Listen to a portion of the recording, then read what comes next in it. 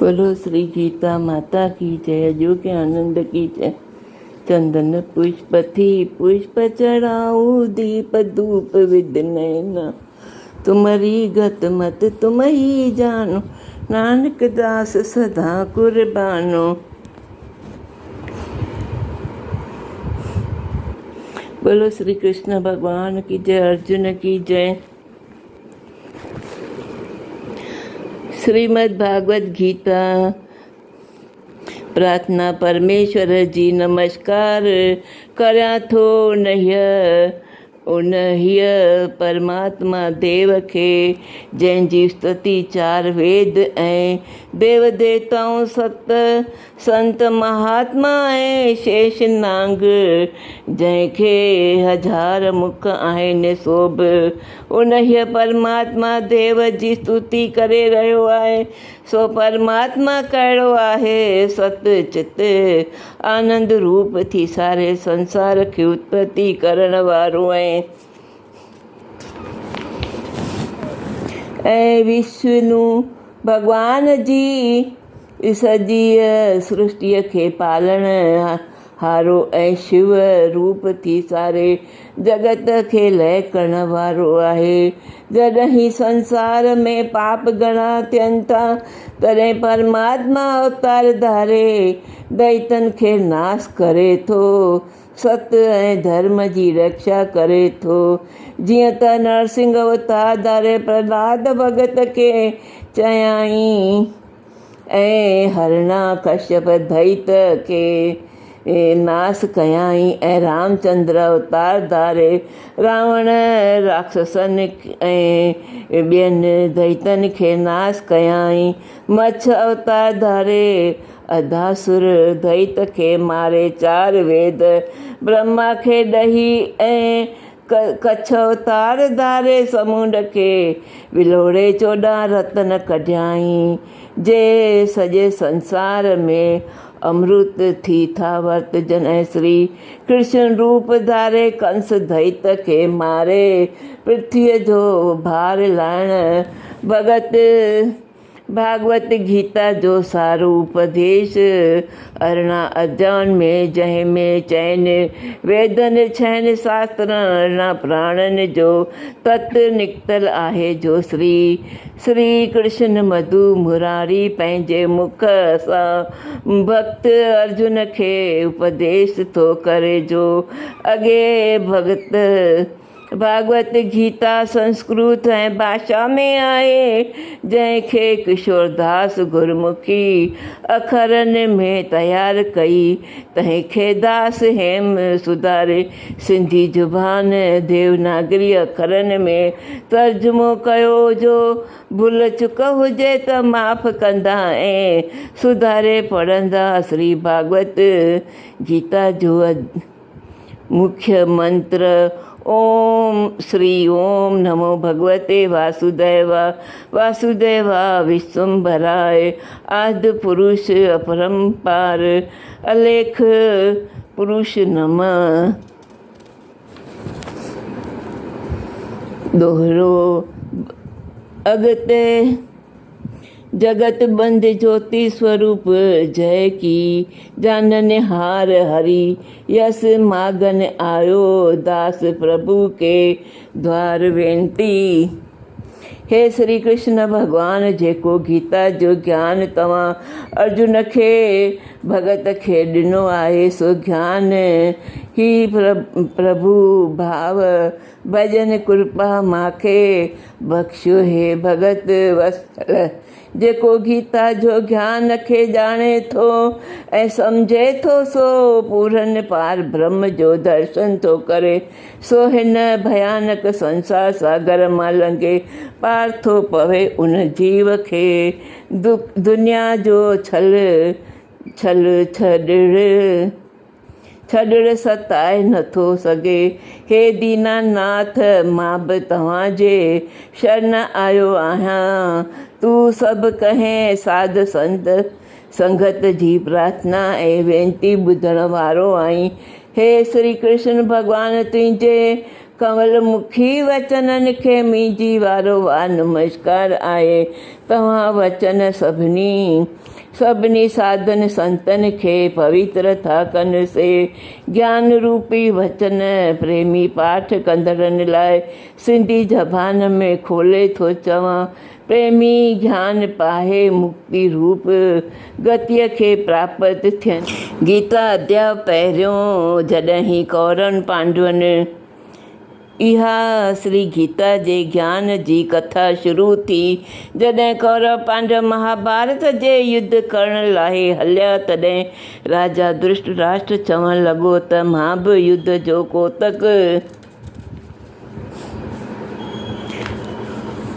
कोतक लाइ हलंदसि। तॾहिं व्यासदेव चवणु लॻो त हे राजन, तोखे अखियूं किथे आहिनि? अखियुनि खां सवाइ कीअं ॾिसंदे? तॾहिं राजा धृतराष्ट्र खे चवणु लॻो त स्वामी ॾिस त न, पर ॿुधंदसि त सही। तॾहिं व्यासदेव चवणु लॻो त हे राजन, तुंहिंजो रथ हलाइण वारो संजय आहे, सो मुंहिंजो प्यारो शिष्य आहे। सो हे राजन, जेको महाभारत कुरुक्षेत्र में युद्ध थींदी, सो ही संजय तोखे हिते ई वेठो ॿुधाईंदो। जॾहिं व्यासदेव जा वचन संजय ॿुधा, तॾहिं व्यासदेव खे हथ जोड़े वेनती करे चवणु लॻो त हे प्रभु, महाभारत जी युद्ध कुरुक्षेत्र में थींदी आहे। मां हिते हस्तिनापुर में रहंदसि। जा तव्हां मूंखे आज्ञा कई आहे जो राजा धृतराष्ट्र खे हिते वेठे युद्ध जो कोतक संजय ॿुधाईंदो। सो हे प्रभु, मां हिन हस्तिनापुर में रही कुरुक्षेत्र जे युद्ध जो समाचार कीअं ॼाणंदसि ऐं राजा खे कहिड़ीअ तरह ॿुधाईंदसि?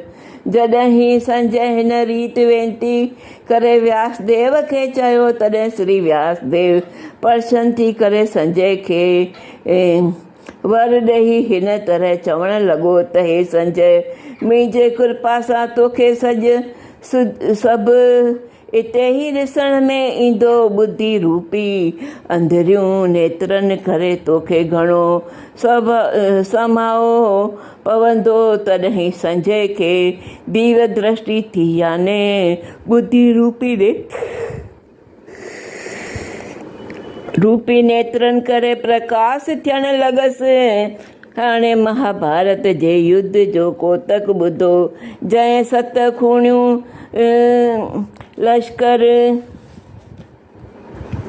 पांडवनि जो ऐं 11 खूणियूं लश्कर कौरवनि जो आहे।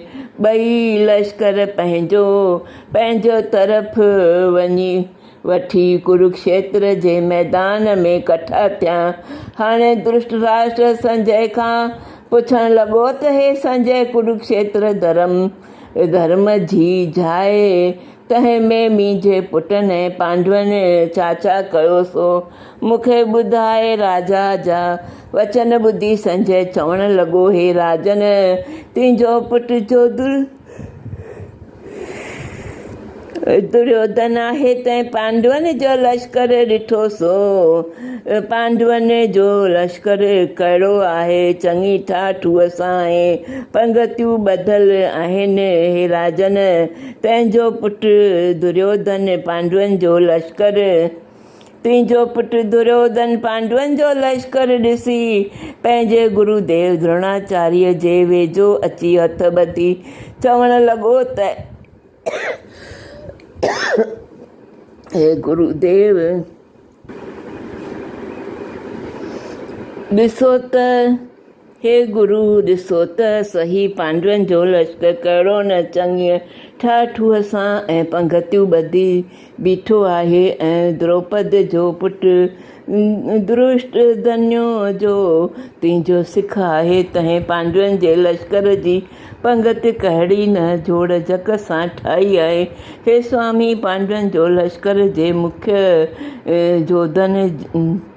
जोधन जा नाला ॿुधो। वॾे धनुष खणण वारो भीमसेन अर्जुन, राजा जजुधान विराट राजा, द्रौपद महारथी, धृष्टकेतु चेतन ऐं महाबली,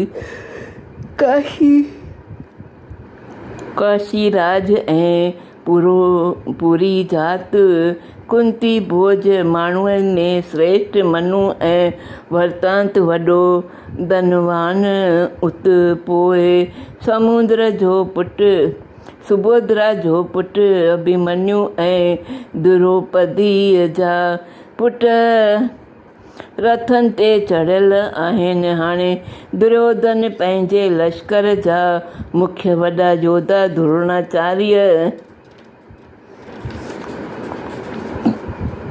खे ॿुधाए थो। गुरु ब्राह्मण खे श्रेष्ठ द्रोणाचार्य, मुंहिंजे लश्कर में मुख्य योद्धा पहिरियों त तूं ऐं ॿियो भीष्म कर्ण आहिनि। कृपाचार्य समेत ऐं जय अश्वस्थामा, विकर्ण ऐं सोमदत्त, इन्हनि खां सवाइ ॿिया बि घणा वॾा योद्धा आहिनि, जिन पंहिंजे वास्ते पंहिंजे शरीर जो सुख छॾे पाण खे कष्ट में विधो आहे। जे गणनि करे मन जा हथियार पहिरण वारा आहिनि ऐं लड़ाई करण लाइ बलवान ऐं सियाणा आहिनि। असांजी सेना 11 खूणियूं ऐं पांडवनि जी सेना थोरी 7 खूणियूं आहे। असांजी सेना जो रक्षा कंदड़ भीष्म पितामह आहे ऐं पांडवनि जी सेना जो रक्षा कंदड़ भीमसेन आहे। हाणे दुर्योधन पंहिंजे सेना खे थो चवे, जेतिरी मुंहिंजी सेना आहियो तव्हीं भीष्म जी रक्षा करियो ऐं उहो हुकुम मञो। कौरव सेना जो वॾो भीष्म पितामह इहे वचन ॿुधी दुर्योधन जे ख़ुशि करण लाइ सिंह वांगर गरजण लाइ पंहिंजो प्रताप नाले शंख खणी वॼाइण लॻो। तंहिंखां पोइ संदसि सेना बि शंख वॼाइण लॻी ऐं नगारा, नोबता, दमामा, दुल्हा, गौमुख ऐं भगल बाजा सारी सेना मिली वॼाइण लॻी। वॾो आवाज़ु थियणु लॻो। हाणे पांडव सेना जे वाजे वॼाइण वारनि जो हाल थो कजे। जंहिं रथ ते श्री कृष्ण भॻवानु वेठो आहे सो कहिड़ो शोभामान आहे। तंहिं वॾे रथ जो सामान सोने ऐं हीरनि जवाहरनि सां जुड़ियल आहे। संदसि फीथनि जो अहिड़ो आवाज़ु आहे जीअं बादल बरसाति में गजकाईंदा आहिनि।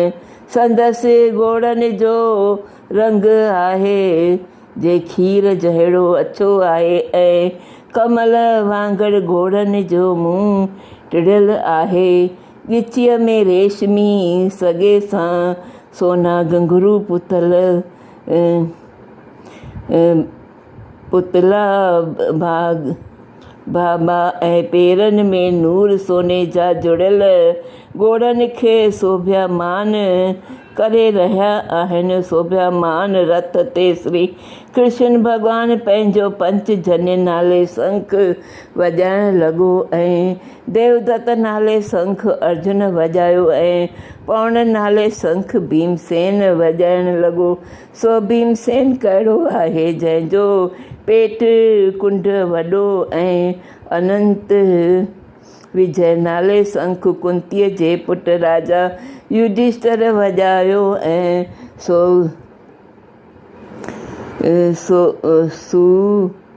सुबोध नाले शंख नकुल ऐं मणि पुष्पक नाले शंख सहदेव वॼायो ऐं वेद धनुष धारण वारो काशीअ जो राजा आहे, रथ हलाइण वारो सिखंडीअ बि शंख वॼायो ऐं सांतकी यादव जे कंहिंखां बि जीतियो न वञे तंहिं राजा द्रौपद ऐं संदसि पुटनि बि शंख वॼायो ऐं पांडवनि जे राजा जूं जेके सेनाऊं हुयूं तिन बि शंख वॼाइण ऐं महाबाहु जो सुबोधरा जो पुटु आहे अभिमन्यु तंहिं बि शंख वॼायो। सभिनी पंहिंजा जुदा जुदा शंख वॼाया। उन्हनि शंखनि जो आवाज़ु ॿुधी राजा धृतराष्ट्र जे पुट कौरवनि जा हृदय फाटी पिया। धरती आकाश आवाज़ सां भरिजी वियो। तंहिंखां पोइ धृतराष्ट्र जे पुटनि जी सेना अर्जुन ॾिठो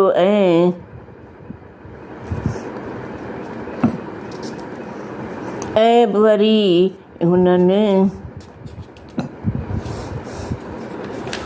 हुन पंहिंजे लश्कर जो हथियार ॾिठा।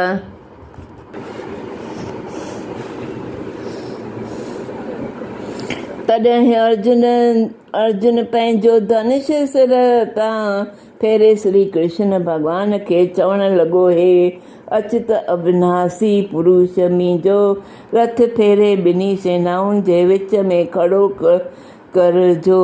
मां ॾिसां त लड़ाई करण केरु आया आहिनि जो पंहिंजा प्राण धन त्यागे था लड़नि। मां तिन सभिनी खे ॾिसां।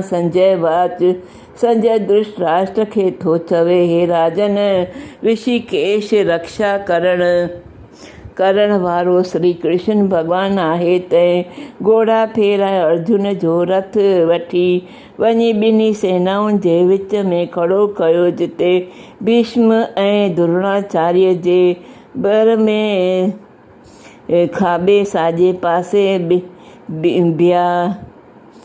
ॿिया बि जोधा हुआ। तॾहिं श्री कृष्ण भॻवानु चवणु लॻो त हे अर्जुन, मां तुंहिंजो रथ कौरवनि सेना जे सन्मुख आणे खड़ो कयो आहे त तूं हुन खे ॾिस। तॾहिं अर्जुन ॾिसणु लॻो जो कौरवनि जी सेना में कहिड़ा कहिड़ा जोधा हुआ। पितामह, गुरु, सौट, पुट, भाउर, साला, साहुरा, मिट माइट, यार, अजीज पंहिंजा ॾिठा। अर्जुन खे ॿिन्ही सेनाउनि में पंहिंजा कुटुंबी ॾिसी ॾाढो मोह में ऐं दया आई। तॾहिं क्रोध करे श्री कृष्ण खे चयाईं, अर्जुनो वाच। अर्जुन चवणु लॻो त हे श्री कृष्ण भॻवानु, हिन सेना में मूंखे त पंहिंजा कुटुंबी सॼण ॾिसण में था अचनि जे युद्ध जे मैदान में आया आहिनि। तिन खे ॾिसी मुंहिंजो जीउ ॾाढो दुख थो पाए ऐं मुंहिंजा होश उॾी विया आहिनि ऐं मुंहिंजो गांडीव नाले धनुष हथ मां किरी पियो आहे। मुंहिंजा वार खड़ा थी त्वचा खल सड़ी वई आहे। ॿही बि नथो सघां ऐं मन में भ्रम बि पियो आहे। हे प्रभु, मां सुगण मंदा थो ॾिसां। हिननि भाउरनि जे मारण करे मां पंहिंजी शोभा बि नथो ॾिसां। मूंखे राज जो सुख वठण जी इच्छा आहे। हे गोविंद, राज जा भोग ऐं रसम कहिड़े कम जा आहिनि ऐं जंहिं निमित राज वठिजे कुटुंब जा लोक सुख पाइनि, सोही कुटुंब मारे राज वठां। जो इहो कुटुंब जा लोक जोधा प्राण त्यागे धन माल छॾे लड़ाई करण वास्ते खड़ा थिया आहिनि, से ही केरु आहिनि? के गुरु, पितामह, पुट, पोटा, सौट ऐं सहुरा माइट। हे मधुसूदन, मूंखे इन्हनि जे मारण जी इच्छा कान आहे। मूंखे इन्हनि ते दया थी अचे जो हिननि खे मारे त्रिलोकीअ जो राज मिले, तॾहिं बि इन्हनि खे न मारियां। हिन धरतीअ जे राज जी कहिड़ी ॻाल्हि आहे? जनार्दन दुष्ट राष्ट्र जे पुटनि खे मारण में मुंहिंजो कल्याण न आहे। इन्हनि जे मारण में मूंखे वॾो पाप लॻंदो हुजे। इहे वॾा पापी बि आहिनि, तॾहिं बि इन्हनि खे मारणु न घुरिजे। हे प्रभु, ही सभु पूॼण जोग आहिनि। इन्हनि खे मां न मारींदसि। हे माधव, भाई बंधु कुटुंबी, इन्हनि जे मारण करे मूंखे मुक्ति काथे आहे। अगरि राज जे लालच करे इन्हनि जी ॿुधी अंधी थी आहे। लालच करे इन्हनि जी ॿुधी अंधी थी आहे। मगर दुष्ट राष्ट्र जे पुटनि ऐं कुटुंब जे नाश करण करे दुख थो थिए ऐं मिटनि सां कपट करण करे जो पाप थो थिए। सो हे राज जे लोभ करे नथा सम्झनि ऐं मां तिन पाप खे सम्झां थो जो कुटुंब जो नाश करे पाप थिए थो। तंहिं पाप खे मां भलीअ तरह ॼाणां थो। जेको कुल जे नाश करण करे पाप थियनि था, तिन खे हाणे अर्जुन खोले थो चवे, हे जनार्दन, जेकॾहिं कुल जो नाश कजे त अॻिला धर्म जे पुराणा हलंदड़ आहिनि, तिन जो बि नाश थींदो आहे। तॾहिं कुल जे धर्म जो नाश थियो, तॾहिं सारो कुल में अची अधर्म प्रवेश कंदो ऐं कुल जूं सभु स्त्रियूं विधवा थी ॿियनि पुरुषनि सां व्यभिचार कंदियूं। तिन स्त्रियुनि मां वर्णशंकर पुट पैदा थींदा। तिन वर्णशंकर जे हथ जो पिंड ऐं पाणी पितरनि खे न पहुचंदो। जे पितरनि खे पिंड ऐं जल न मिलियो त उहो पितर स्वर्ग खां किरी नरक में पवंदा। तो सो हे यदुवंशी श्री कृष्ण भॻवान जय कुल जो नाश कयो, तंहिं एतिरा पाप कयासीं तंहिं जे सिर ते आहिनि। सो इन्हनि पापनि जो फल कहिड़ो थो पाए, हमेशह दुखी थी नरक थो भोगे। ईअं मां न्याय शास्त्र में ॿुधो आहे। हाणे वरी अर्जुन पछताए थो ऐं हथनि सां ताड़ी वॼाए सिर फेरे चवे थो, हाय हाय, मां कहिड़ो पाप जो उधम कयो। राज सुख जे लालच करे कुल जो नाश कयमि। हाणे मां पंहिंजे